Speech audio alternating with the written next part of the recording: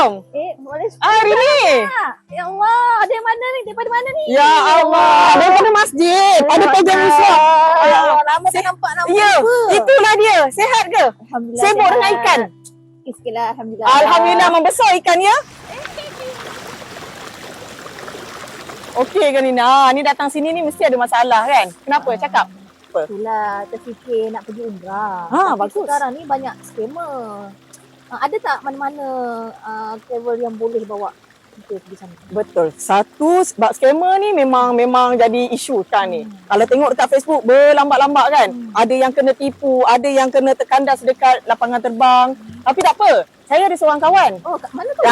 Okey. Kawasan dia Teluk Paling Megarang. Ya? Yang ini memang boleh dipercayai. Teluk Paling Megarang. Familiar? Teluk Paling Megarang. Kat depan ni ada. Ya. Apa pula tak tahu kan? Okey, nama dia Anur Safina Travel and Services. Macam pernah dengar. Macam pernah dengar sebab company ni memang buat umrah, haji, dia memang buat Islamic tours. So setiap tahun ni ramai je yang pergi dengan dia orang. Dan semuanya sukses. Feedback yang dia orang dapat semuanya best-best. Feedback memang tak mengecewakan lah. Nanti saya sharekan nombor. Tak boleh lah bawa kita pergi sana.